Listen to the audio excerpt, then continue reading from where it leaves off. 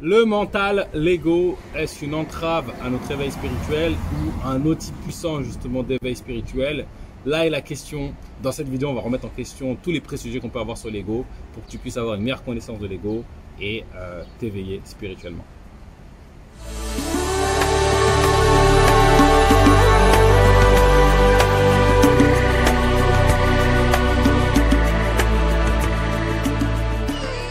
Bonjour, bienvenue dans Enquête spirituelle, la première chaîne qui traite en profondeur des réalités spirituelles. Je m'appelle Bakar Nikaté et sur cette chaîne, je te parle de connaissance de soi et de spiritualité, car c'est en s'éveillant sur ces questions que nous allons bâtir un monde meilleur, nous rapprocher du divin et réussir notre passage sur Terre. Donc si toi aussi tu veux t'éveiller spirituellement, tu veux grandir intérieurement, deux choses à faire. La première, abonne-toi à la chaîne, active la cloche de notification pour être sûr de ne pas rater le contenu puissant que je partage chaque semaine. Et deux, va dans la barre de description et accède gratuitement à un test de personnalité. Il faut que tu saches que celui qui se connaît vraiment connaît le tout. Ça étant dit, rentrons dans le vif du sujet. Le mental, l'ego, outil d'élévation spirituelle ou plutôt outil d'enfoncement spirituel, ça c'est une grande question. En tout cas, aujourd'hui, il y a des préjugés que j'aimerais remettre en question. Parce que quand on parle de l'ego, effectivement, dans la spiritualité, on te dit que c'est l'ennemi à abattre. Il faut le tuer, il faut le renfermer, etc. Et quand on regarde l'expérience de vie, on se rend compte qu'effectivement, l'ego, il fout la merde. Quand tu regardes, justement, les gens souffrent.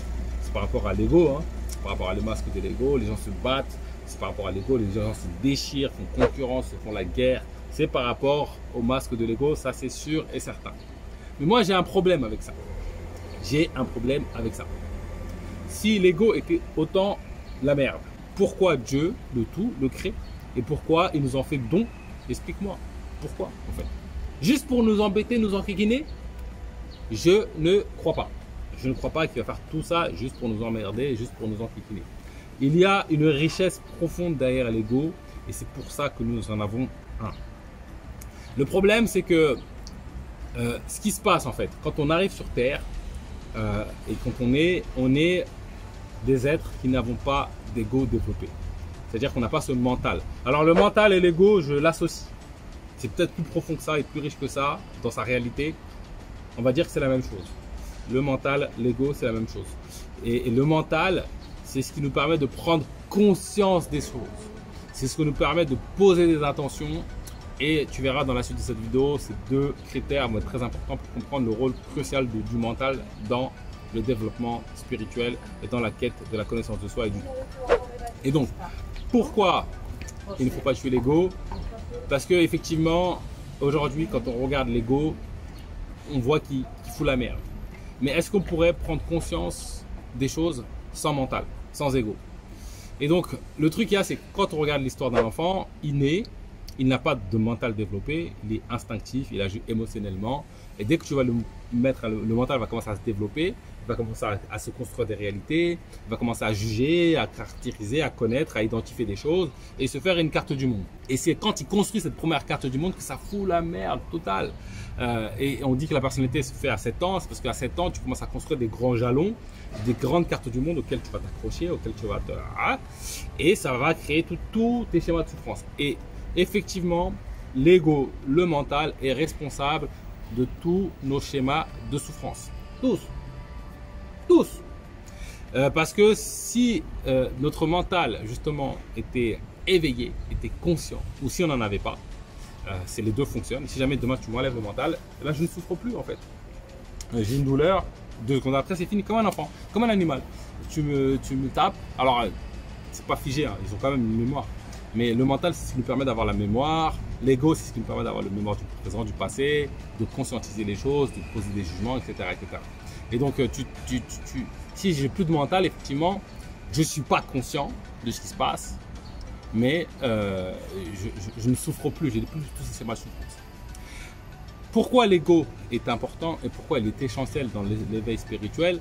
C'est parce que c'est ce qui nous permet, sans ego, nous ne pourrions pas prendre conscience du tout. Nous ne pourrions pas prendre conscience de Dieu. Nous ne pourrions pas adorer de manière aussi riche la vie, adorer Dieu de manière aussi riche, se connaître de manière aussi profonde, planifier des choses et nous ne pourrions pas créer. En fait, l'ego est un outil puissant si nous souhaitons devenir des créateurs à l'image de ce qu'on est au fond de nous-mêmes et si nous voulons être conscients. On parle d'éveil, de conscience. si nous voulons élargir notre champ de conscience sur qu'est-ce que je suis moi, qu'est-ce que Dieu, qu'est-ce que la vie, qu'est-ce que l'expérience humaine. Sans ego, nous ne pourrions pas avoir ce rapport aussi riche. Et donc, c'est pour cette raison que Dieu nous a donné un ego. C'est pour cette raison que nous avons un ego et qu'on est là sur Terre pour expérimenter cet ego. Et en fait, sur Terre, c'est comme si c'était un espace-temps qui est une opportunité qu'on peut saisir ou non de purifier notre ego. Moi, je préfère le terme purifier que combattre ou que tuer, parce que pour moi, ça n'a pas de sens. Et en fait, quand ton ego, il est plein de voiles, il n'est pas purifié, c'est-à-dire qu'il a plein de vision du monde erronée, il n'est pas conscient des choses, et ben qu'est-ce qui va se passer? Il va être dans des schémas de souffrance, il va vivre l'enfer sur terre, il va avoir des stratégies de merde. Quand je dis stratégies de merde, c'est-à-dire que comme je suis pas conscient que en criant sur mes enfants à longueur de journée, je leur fais du mal, et je suis juste conscient que en fait, peut-être en criant ils vont m'écouter. C'est un niveau de conscience erroné, hein, mais j'ai cette croyance, j'ai cette vision du monde. Bah, ce voile de l'ego fait que je vais avoir un comportement, une stratégie de merde. Et en fait, quand tu vas voir un terroriste qui va tuer des gens, son niveau de conscience, pour lui, il croit faire le bien. Et c'est pour ça que l'ego, le mental, a toujours une bonne intention. C'est que je crois faire le bien. J'ai l'impression que je sauve l'humanité quand je tue des gens. Et pourtant, je suis à côté de la plaque. Et plus je m'éveille en conscience, plus je purifie mon ego, plus je me rends compte qu'en fait, non, c'est de la merde.